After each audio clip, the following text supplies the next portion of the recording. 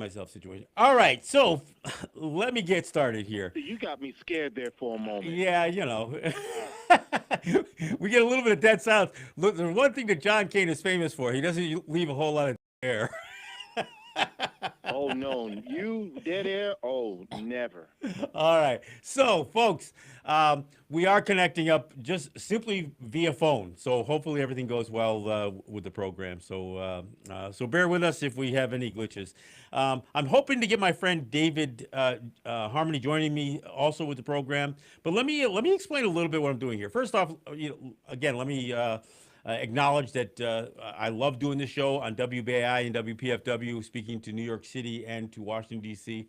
Although my message today is going to be a little different because while I always talk about native issues, I also try to infer what others can learn from our experience. So one of the things, and I mentioned this to Reggie just last week, I said, we need to have a conversation about what it means to be free.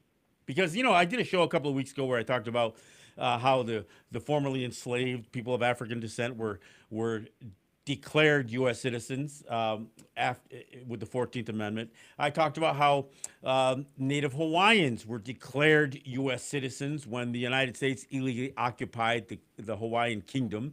And I talked about how Native people were declared U.S. citizens in 1924 when the United States decided that that was going to solve their Indian problem. Well, I say these things because there's this sense, and of course we know that because of immigration and the number of people who try to come to the United States or who have historically come to our shores, there was always this quest for freedom.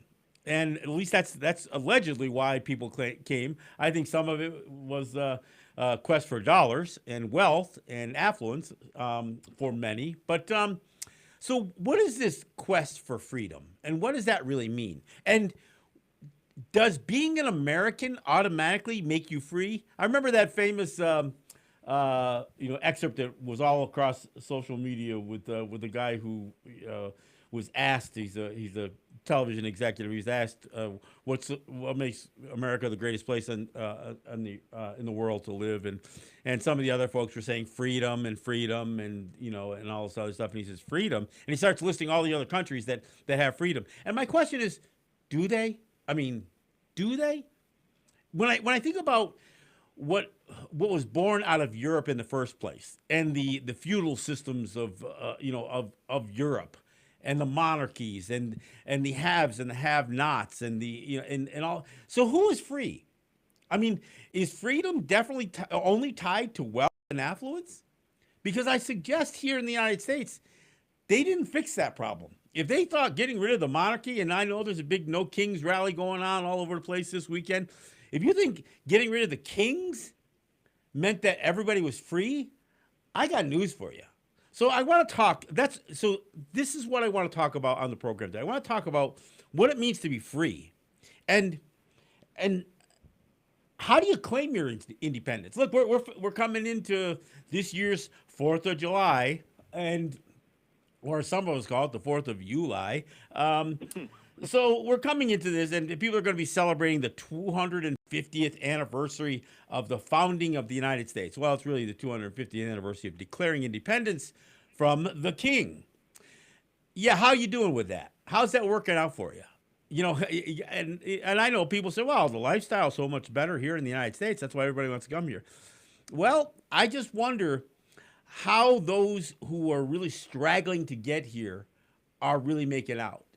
And who are the real beneficiaries of everything that happened with the founding of the United States? Because I would maintain that it's a relatively few who are sitting at the top, who are reaping huge profits, and and I'm not saying their lives are great because somehow these rich people still manage to live miserable lives in spite of their wealth and affluence, and despite of what they do to others to get to it.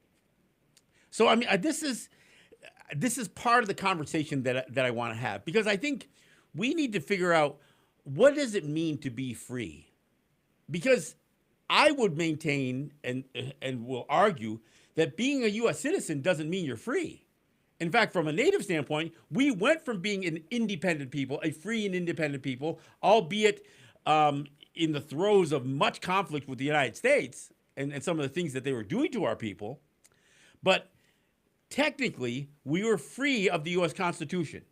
Why do I say that? Because we weren't included in the U.S. Constitution. In fact, we were specifically excluded all the way up until the 14th Amendment was passed.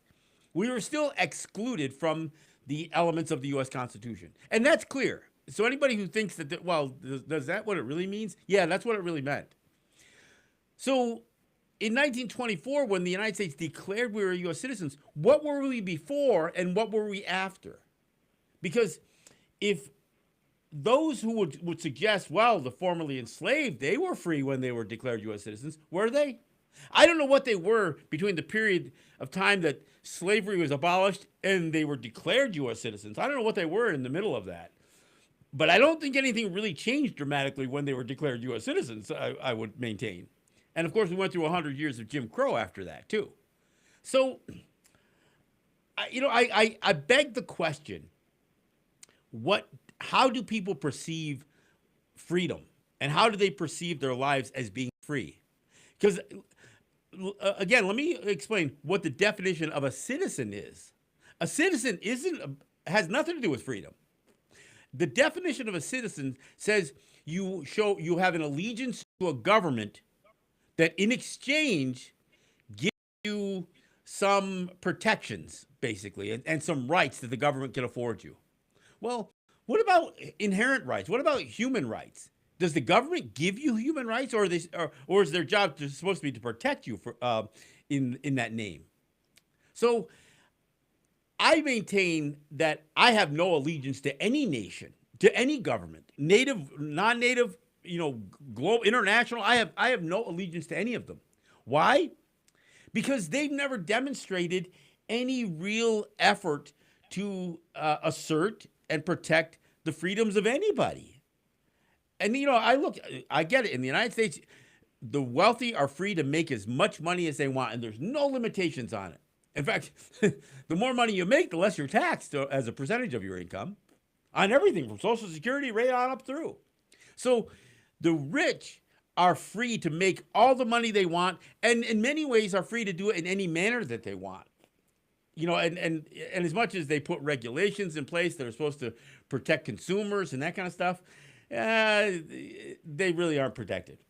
So part of the conversation that I wanted to have today, because I know from a native standpoint, our goal, the reason I have the movie The Long Hope out there is I'm trying to explain to people what we went through, because our aspirations, our long hope is to assert our free and independent existence. The one that we had before you showed up, and the one that we maintained and fought for all the way up through until 1924 when you declared we were your citizens. And I'm not suggesting that once you declared it, it became true. You can declare all kinds of things that aren't necessarily true. But I will say that by and large, the vast majority of Native people have now kind of submitted to it and have accepted this notion that, yeah, they're American citizens, or they'll even try to play the dual citizenship game, which is simply categorically not true. But so I asked the question, especially of Native people. So if you are a U.S. citizen, have you renounced your identity as a Native person? Are you still a party to the treaties that the United States made with you as a distinct people? Because I got news for you. No nation has treaties with its own citizens. So essentially, you've just rendered those treaties moot, at least for yourself. Now, I'm not saying that everybody and every Native person has conceded to this, but an awful lot have. And of course, we could argue that the United States has broken every treaty they've ever written, but they still do certain things, or try to uphold certain elements. In fact, Reggie, I don't know if you know this, but there's somebody who has a job in Washington, and you know what their job is? Their job is to requisition $3,500 worth of cloth every year that are supposed to be distributed to all of the Haudenosaunee as part of the Treaty of Canandaigua. So they don't recognize any other aspects of the treaty, but the United States still sends $3,500 worth of cloth up to the Seneca Nation, or not Seneca Nation, all the Haudenosaunee, the Seneca Nation, the Wow. the Cayugas, the Tuscaroras, the Mohawks, the Onondagas, the Oneidas. Yeah. So divide amongst all of the Haudenosaunee, and I don't know what that total number is. I wouldn't even pretend to know what that total number is. They get to divide up $3,500 worth of cloth every year. Now, I don't know what that is, but I suspect it's probably smaller than a handkerchief. You might be able to make a Band-Aid with tape with that, but that's about how much cloth that would be. And that's it. I mean, that's not even what the original terms of the treaty was. The original terms was that the United States was going to pay $3,500 in various things like farm equipment and livestock and cloth. But none of that stuff, you can't buy any of that stuff with $3,500, but you can buy a couple of bolts of cloth for that. Much. So Not much. So I mean, so my point is, I don't know if they need to send that to all the people that are accepting U.S. citizenship. And again, I'm not trying to to cheat my own people here, but this is the conversation we need to have about what it means to be a citizen and what it means to be free. Because I suspect the people who got ran out of Hawaii, all those native Hawaiians, and 70% of that population can't even afford to live in their own homelands. I suspect they don't feel that free once they were forced into being U.S. citizens by an illegal occupation and an illegal takeover of their kingdom. So again, but this conversation isn't just for native people, Hawaiian natives or natives on this continent. My question to the vast majority, the vast population who might be listening to the show is: are there things that you can do that can claim your independence? And I maintain that there is. And we're going to talk about some of those things. And some of those things is to reduce your dependency and your obligations to government. So I mean, first and foremost, I think we got to put that whole idea of patriotism and God bless America and and waving the flag and everything else. You might have to put that off to the side if you want to be free, because none of those things represent freedom. So your patriotism probably, and I'm not saying I'm not telling people that they shouldn't be patriotic, but I'm just saying you better move that off to the side, because we got a survival thing going on right now. And anybody who thinks this is just about Trump, this is kind of what the United States has always been. I think Trump accentuates much of what was created by the United States, because again, you can go out there and rally about no more kings, but I got to tell you, from a native standpoint, we're treated better by those kings than we have been by the United States. I mean, to be honest, I mean, and I'm not advocating monarchies again either. I'm just saying you didn't fix it. You didn't fix it. So what are the things you can do? Well, obviously you can minimize how much taxes you pay. And I'm not saying cheat the IRS. I'm not saying commit fraud, but do the things that's going to minimize what your tax obligations are. Both, state, federal, sales tax, excise tax. Do the things that you can, and there are things that you can do that can minimize your tax exposure and your tax liabilities. Because there's no sense in funding a government that you have now perhaps questioned your allegiance to. The other thing is, when you know that the government isn't doing certain things that it's supposed to do, then do them anyway. I mean, do some things, pick up the mantle, so to speak. I mean, we always talk about rights, right? Human rights, civil rights, all these rights. Well, in all of that, there's also responsibility. There's obligations. So that you don't have rights without responsibilities.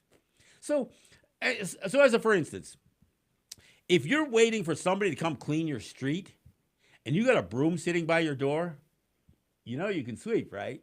You can do some of this stuff. If you know somebody is hungry, you can sit there and rally all you want for greater SNAP benefits, or you can do something to help feed the hungry, feed the poor. There are many things that we can do as individuals and as community organizations. We can do things that the government has failed to do. And you know what? When we do those things, you know what happens? We make the government less relevant. We make them less relevant and less of a part of our lives. So that's what I'm suggesting. I'm suggesting that we make a commitment to make the government less relevant in our lives, in our individual lives. And part of this thing involves trying to make things more local. Make sure you know who your neighbors are. And even if you don't really care for them, I mean, like them, that doesn't mean you don't have to care for them. You know what I'm saying? Do what you can do to help your neighbor. Do what you can do to help people. I mean, instead of saying, "Well, I will hope my parents' Social Security is going to cover enough to put them in a home when they're older." Well, maybe that's not the option you should have pursued. There's a lot of things that we can do to minimize our dependency on government, and part of the whole thing, like I said, is to pick up some of the responsibilities that the government has always and continuously and repetitively fails to meet. So I know that we live in a time where everything on the news is about Donald Trump. But you know what? Most of us are not directly impacted by what Donald Trump does. Yeah, the gas prices go up because he's, started another war and that kind of stuff. But, we're going to get through that stuff. I mean, I don't even know if the gas has peaked out at its highest levels. We've seen high gas prices before. But the more that we can do collectively, minimize our burden on gas, our reliance on gas, because we work more cooperatively with our neighbors. And I know if you live in an urban environment, you are much more dependent on services. And I get that. I mean, you don't have access to, farms. You don't have access necessary to, to farm stands and that kind of stuff like I do out in my area. You don't have grounds necessarily to farm. You're dependent on everything from every product you buy to where your garbage goes. So I get that. But that doesn't mean you can't reduce some dependency. So part of my, well, first and foremost, let me say this, just because of, the whole Trump and war thing. One of the things that people need to stop doing is enlisting in the military. And I mean it. And not just don't you enlist. I'm saying don't encourage your family members to enlist, your kids, your grandkids. I mean, in what world would anybody want to place themselves outside of any choices to be made about their future? That you're going to leave one person, quite possibly one person, who may or may not be sane to determine what is going to happen to your life. That you're going to be put into a violent conflict. And as I've said many times before, it isn't just that you're endangering the lives of your loved ones that you encourage to be in the military. You're also endangering their minds, because you can come back from a war zone completely unharmed physically. But if you've had to take somebody's life or be involved in destroying lives and families and communities and nations, that's where PTSD comes from. So there's a toll that goes on anybody who joins the military, but certainly if you join and then you are forced into active duty. So don't do it. I mean, and I know, well, they're just going to draft you. Well, then resist it. Then fight it. Fight everything you've got. And I'm not saying you shouldn't fight your government. I'm saying try not to depend on your government. And to the extent that you do, try to do it as local as possible.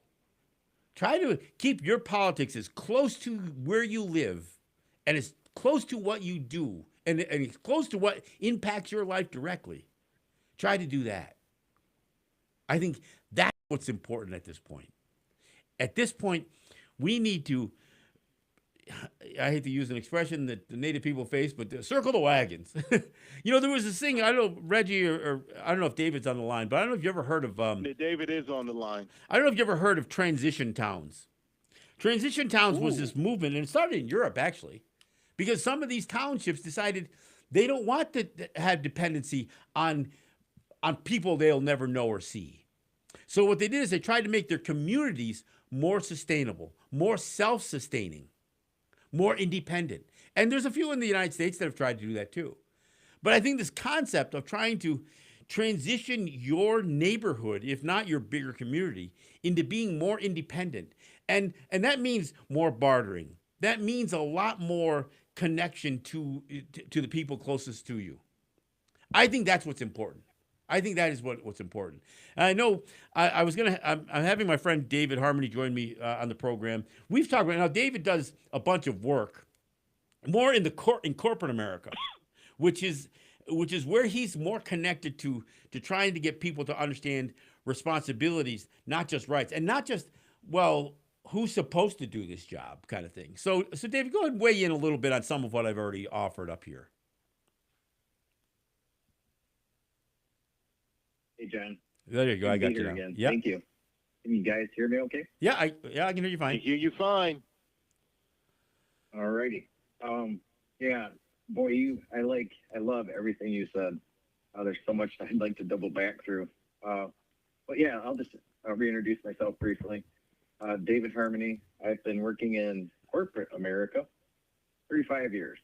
The last 25, I've been focusing on helping them. I've received an invite from each organization to come in and install something called lean, agile ways of working, which is kind of funny because that way of working was really born from the 60s revolution, right? A lot of the corporate types were trying to find ways to reclaim their freedom, their sanity.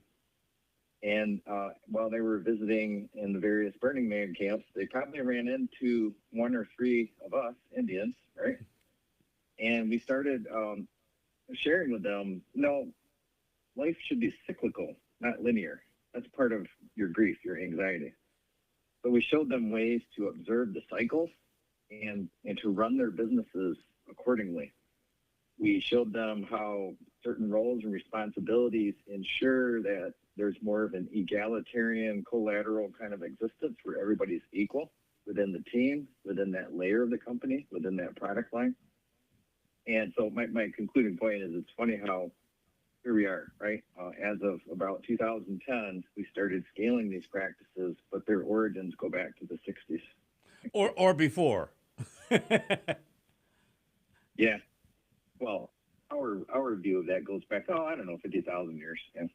Well, and I mean, to your point though, I think And, part of what your challenge is dealing with the fact that inherent in corporate structure is hierarchy, and hierarchy is always top down. In the way corporations are managed, and the problem is if you don't acknowledge those who are being, called upon to do the bidding of that top down management style, then you have tensions, and more importantly, and this is why you get called in, you end up with inefficiency. If you don't have a rapport, if there's not a better relationship between between workers and management, you're always going to have a problem. So part of what I assume you do is to organize and help both the management and the people, whose feet are on the floor, develop a better system for solving problems and recognizing the responsibilities, not just of who has a responsibility based on where they are in the food chain, but what are the responsibilities overall of the company. But yep. And just to elaborate a little bit more, because maybe we can build upon that and offer some hope and some action items for the everyday citizen, right? We are essentially virtualizing the structure.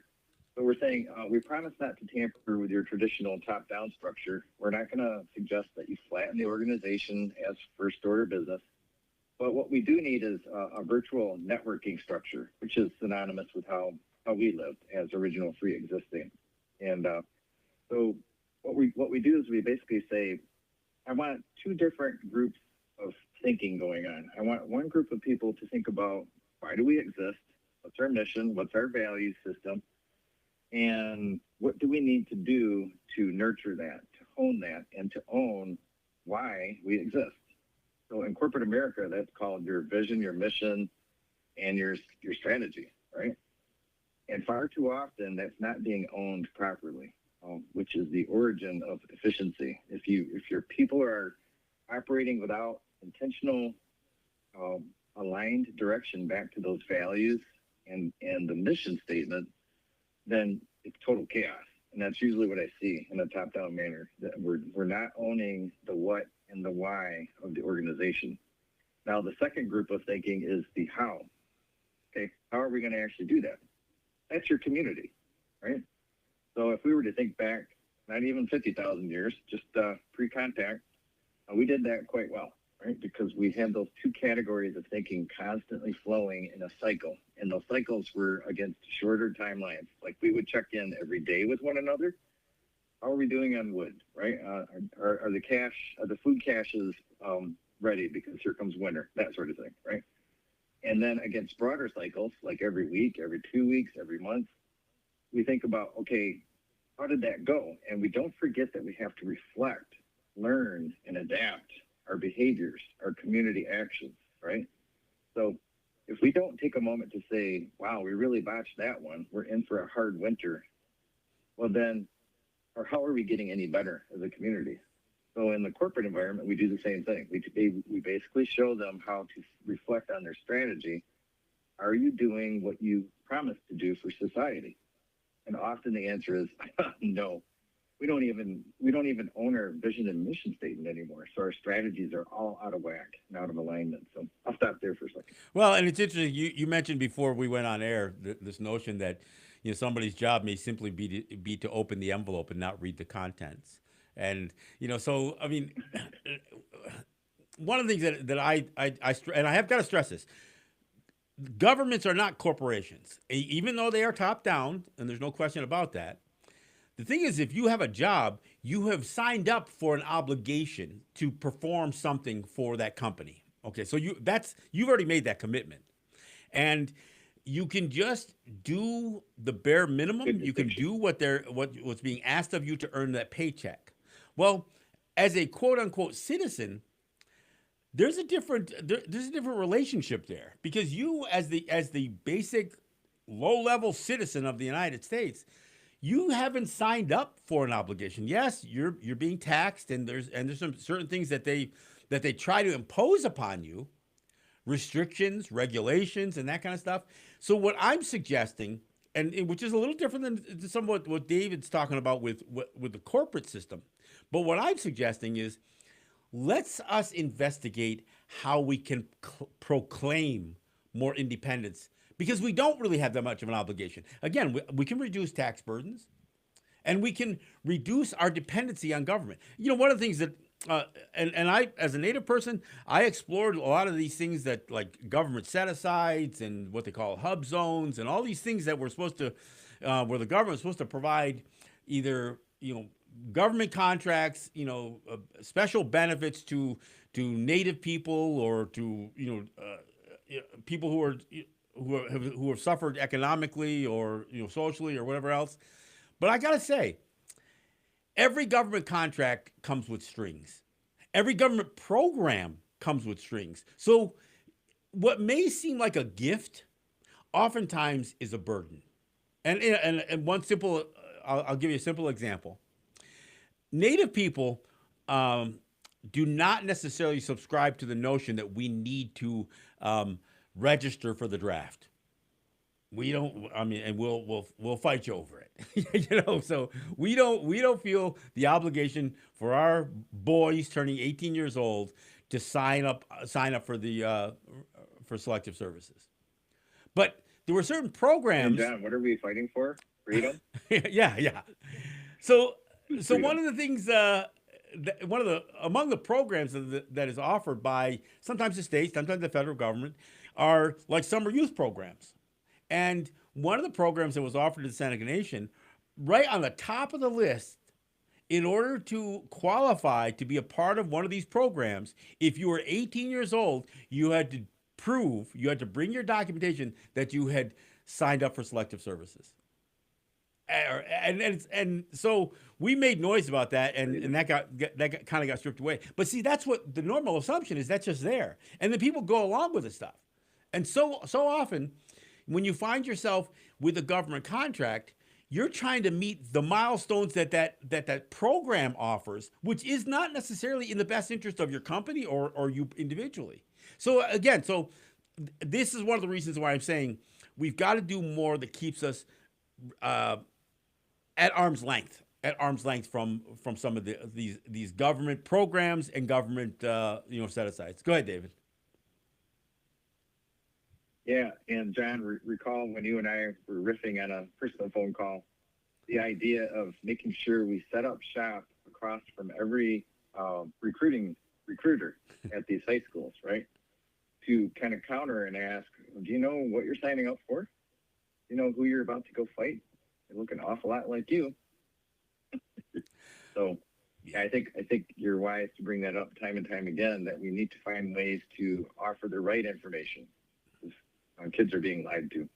Well, and I think there's always going to be an expectation that anybody living anywhere is going to defend their community.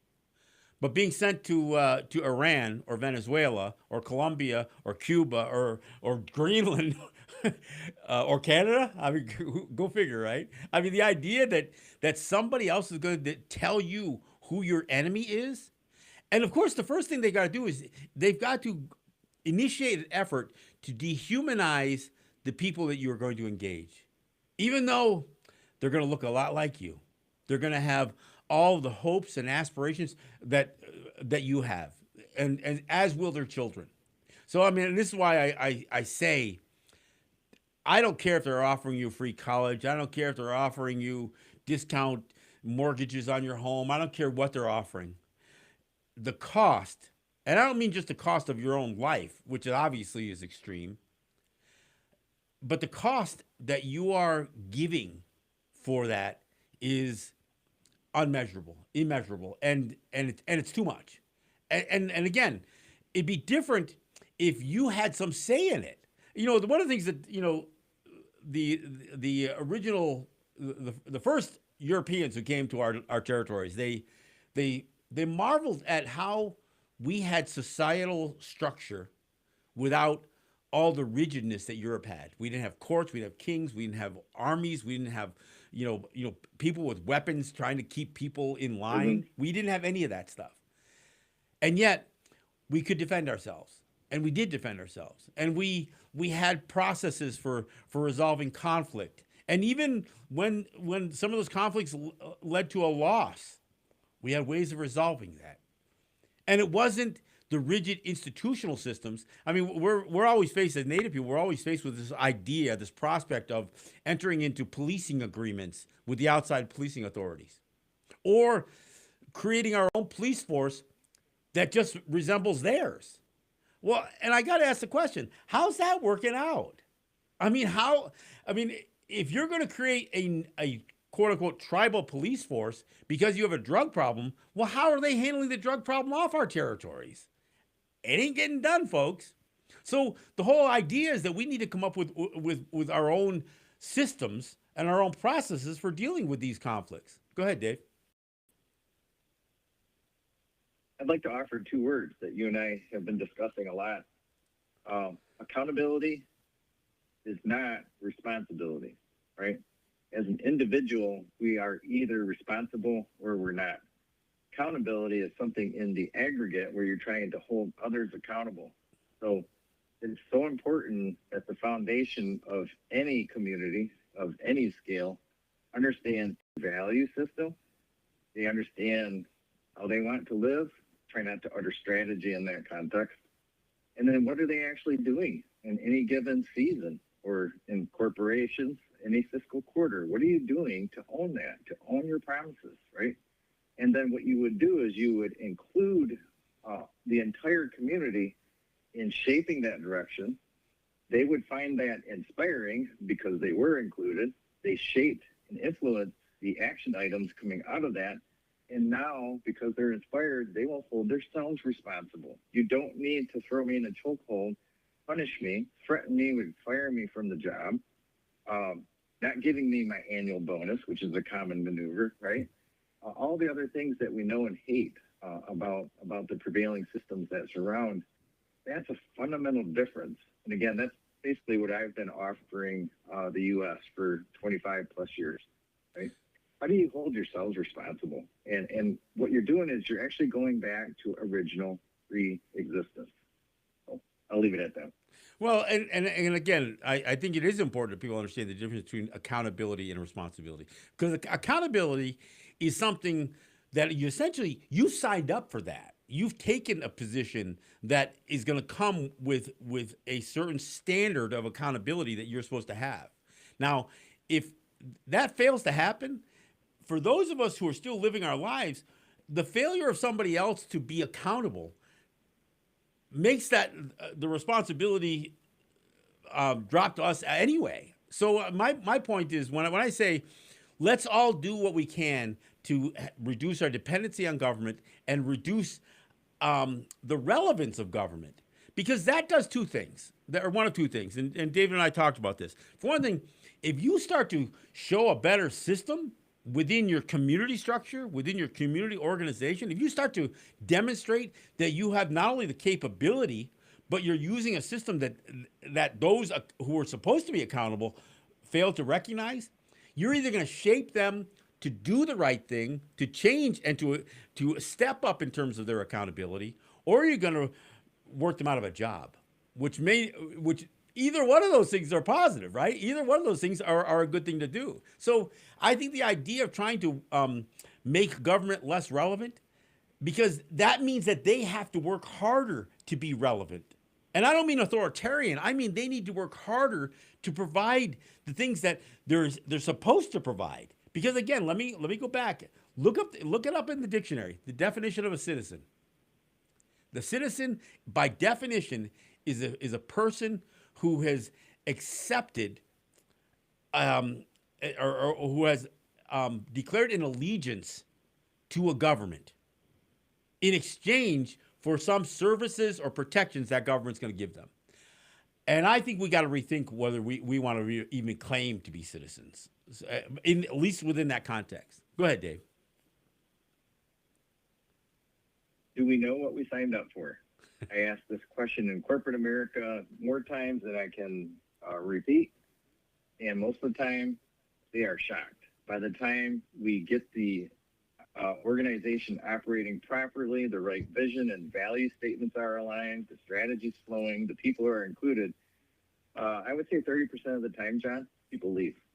They're like, I did not sign up to be a part of this. This violates every one of my values. Where I can tell these people are not sincere about owning their part of the equation, right? So now we're back into the government setting where it's mammoth. And I would remind us that citizens are also like the customers. If the government is the company, what is the citizen? They're the customers. You're supposed to serve them, right?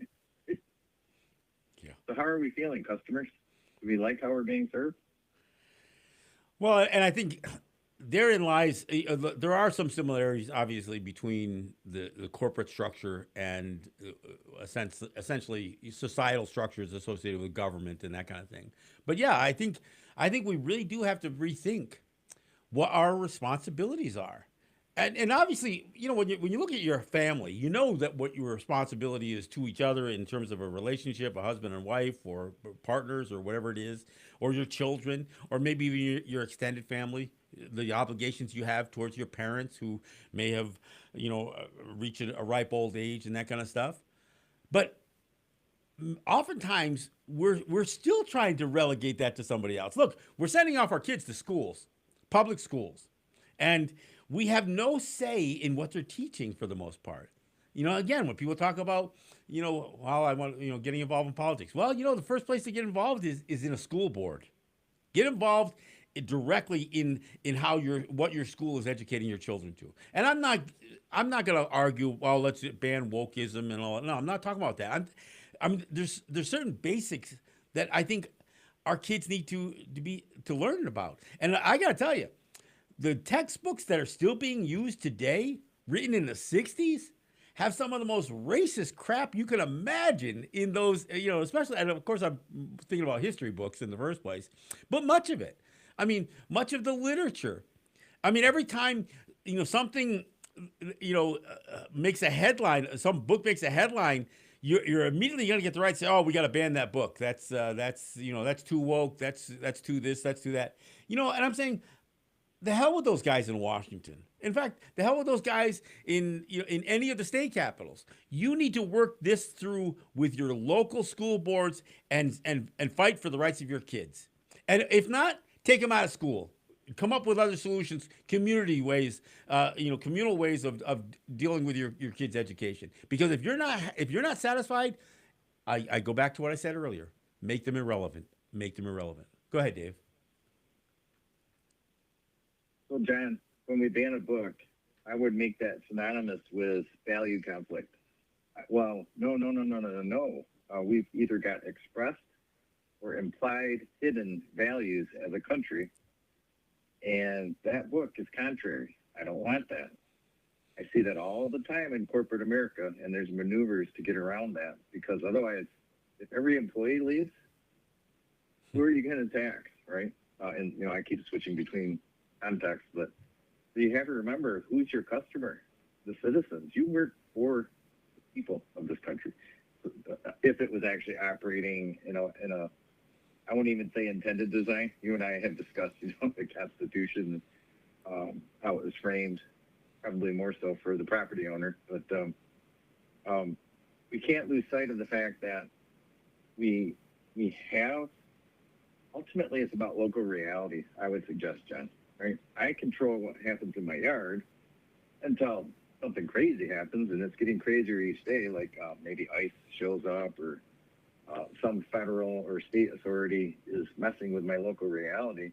But for the most part, I have control over my local reality. I think that's a good point you're making. Yeah. But the problem is, I need, in this system, unfortunately, it's no longer like it used to be, right? We didn't need money before contact. We need it now. Problem is, they're taxing me, and they're redirecting my ability to own my local reality. They're redirecting that money to the federal and state level, and they're telling me how to live.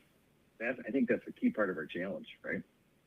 We got to figure out how to influence that money staying with us locally. And that's why I say we need to do more study, research, and understanding on how to reduce tax liabilities. I mean, at every level. I mean, and again, we're talking about income tax, we're talking about excise tax, we're talking about sales tax.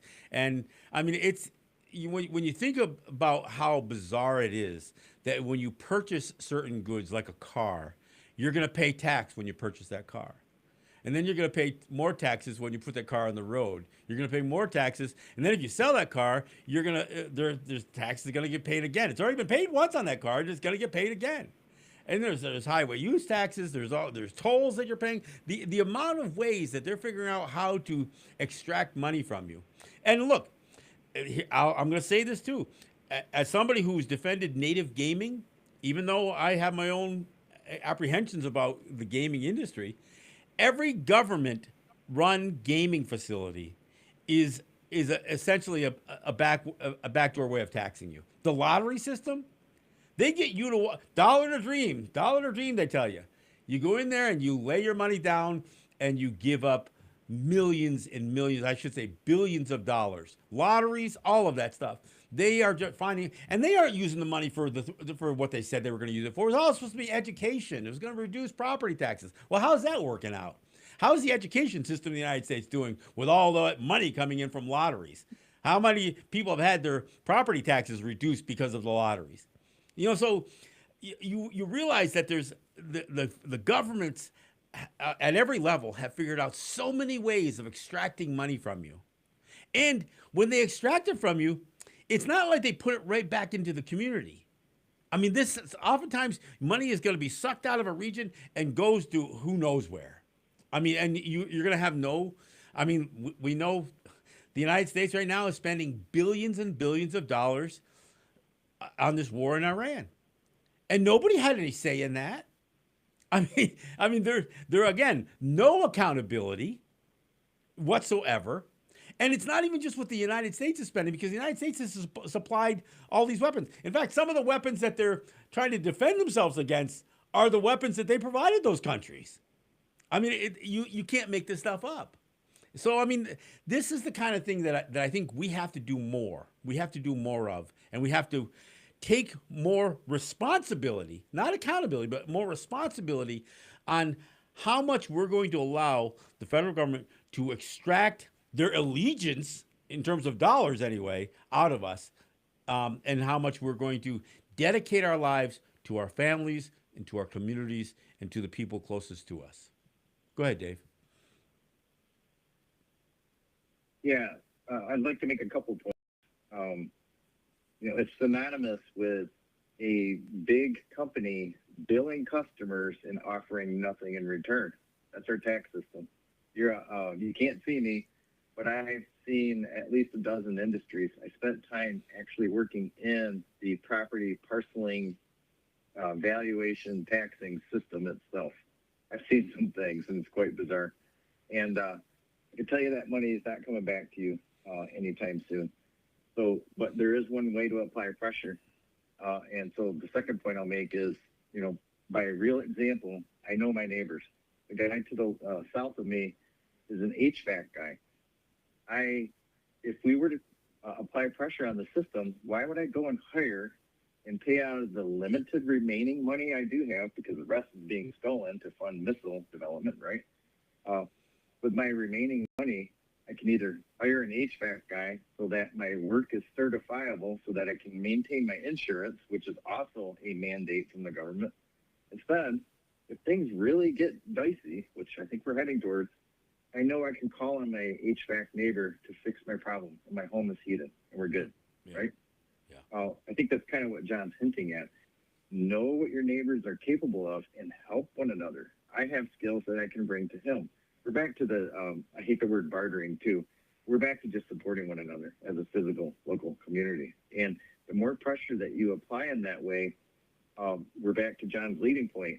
Make the government feel how irrelevant they are. This is what I do in corporate America. It's like, you realize you're invoicing customers, the quality sucks, and your employees are quitting you, right? Would you like to do something about it? Well, you have to include your employees, because otherwise, why the hell did you hire them? And I think that's a key point. Why the hell did you hire all the U.S. citizens? Well, that's right, you didn't, right? Yeah. You kind of enslaved them from day one, so to speak. So, yeah, final point. Well, and again, without stating the obvious, the United States runs their entire federal budget as a Ponzi scheme. They're spending money they don't have. They just print more, and they take on, and by printing money, you're taking on debt, because you've got people who are buying other countries that are buying these bonds. The United States, a significant portion of the tax dollars that the U.S. citizens pay is only paying the interest on the debt that they have. I mean, you can't make this stuff up. So, I mean, what happens? And of course, the moment, there's a government shutdown, they say, oh, well, the lending rate just decreased by half a point or a quarter point or a tenth of a point. They're so worried about what their rating is, because they are running such extravagant debts all the time. And you don't have any say in what they do with that money. And in fact, what we're witnessing now, even with this battle over Department of Homeland Security and the fact that the right says, if you don't fund ICE, we're not going to allow you to fund TSA, the Transportation Safety Administration, or FEMA, the Emergency Management Agency, or even the Coast Guard. We're not going to let you fund any of that stuff. In the meantime, they already funded ICE to such an extent that they're the only DHS employees that are getting a paycheck every day. All the rest of them aren't. I mean, this is the kind of craziness that exists right now. Hey, look, we're almost out of time, so let me. I do have to make an announcement here. I am running tomorrow. I'm heading out to Connecticut. I'm going out to the Pequot territory. We're going to screen our film on Saturday morning at the Museum and Research Center. If you're in the New York area and you happen to be going out for a drive, I realize a lot of people are heading out to raise hell at their No Kings rally, and by all means, do what you got to do. But if you're interested, or if you're in the area of the Pequot territory, Foxwood Casinos, for instance, by all means. Yes, we'd love to talk to some of you folks. We're going to do a Q&A. I've got my friend Ross and my friend Holly, John. They're both heading out with me, and we're going to show the film, which I think is so important, particularly at this time. I think the whole idea of us doing this film was to show the overt nature of the United States having two faces.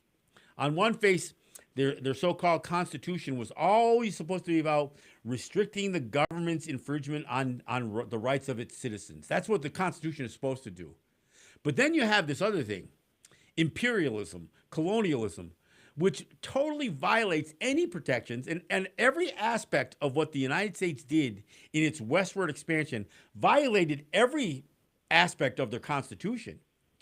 But certainly what they did to Native people and continue to do Native people, which is cast us into this specific place as wards of the federal government with them designating themselves as our trustee. That's what our film is about. So if you want to learn more, please, when we come to your town, whether it's, whether it's out in Michigan or whether it's in New York or whether it's Washington, D.C., wherever we go with this thing, and we do plan to hit the road, please do come out and see our film so you'll have a better understanding what we have faced. Because at the end of the day, part of what my message always here is always going to be here is what we experience is ultimately what every American is going to experience at some point.